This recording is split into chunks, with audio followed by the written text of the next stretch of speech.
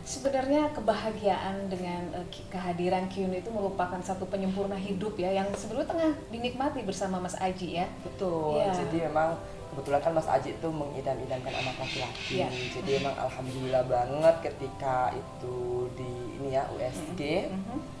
Laki-laki itu maunya hampir tiap minggu kali disuruh gitu. Oh ya ke dokter lihat lagi.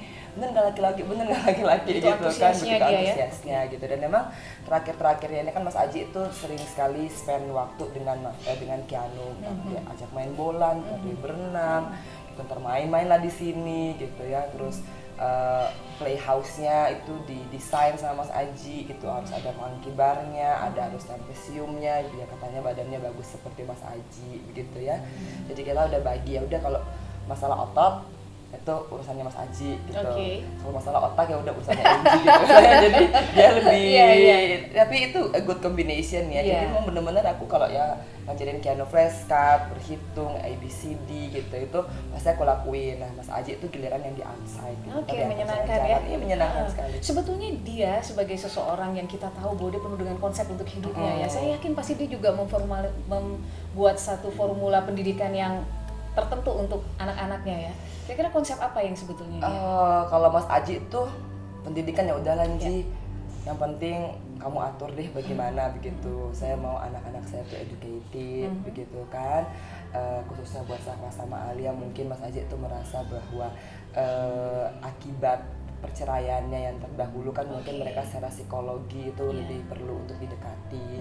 Nah, jadi Mas Aji itu udah menyerahkan sepenuhnya untuk masalah pendidikan, sampai les-lesnya gitu. Terus ya istilahnya tambahan-tambahan kursusnya begitu. Ke Keanu juga begitu, dan itulah enaknya ya karena otomatis semua yang berkaitan dengan pendidikan itu udah Angie.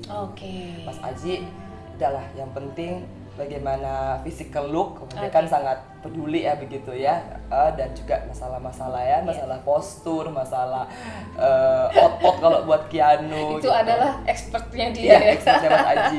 Dan sekarang banyak sekali pertanyaan yang mengarah kepada keberadaan Zahwa dan Alia ya. Kemudian orang berpikir bahwa apakah mereka kembali kepada Mbak Reza. Tapi saya ingin tahu bagaimana kompromi antara Angie dengan Mbak Reza yang mungkin bisa di-share gitu. Belum pernah bicara sih ya, tapi tentunya kalau misalkan anak-anak mau ke ibunya itu saya ikhlaskan.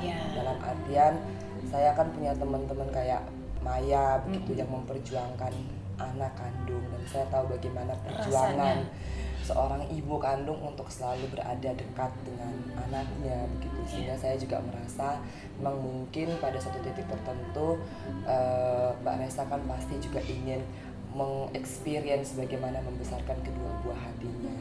Jadi semua sebenarnya kembali ke naluri mereka. Betul, ya. If you want to stay here, tentunya ada rules yang harus ditaati, begitu kan, sama seperti waktu Dedi masih ada di sini.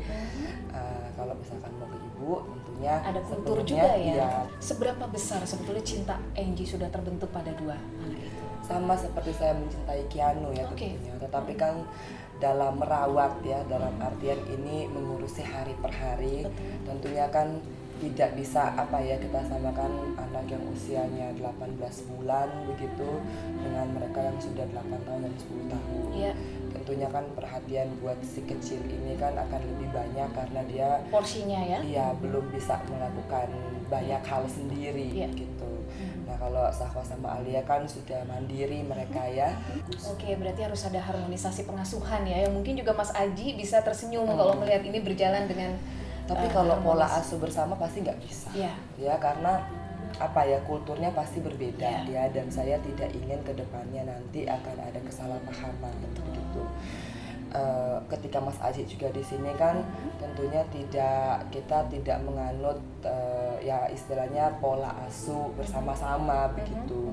Yang kalau di sini ya di sini, di sana ya di sana, supaya kedepannya itu tidak terjadi miskomunikasi yang akhirnya konflik, apalagi sekarang Mas Aji tidak ada begitu kan, sehingga saya sebagai ibu yang tentunya tidak punya hak apa-apa dalam undang-undang tentunya mengambil langkah yang bijak ya. Saya tidak bisa juga, saya tidak punya wewenang dan tidak punya hak untuk mengatakan ini kepada anak-anak, tapi yang saya pakai lebih kepada hati saya.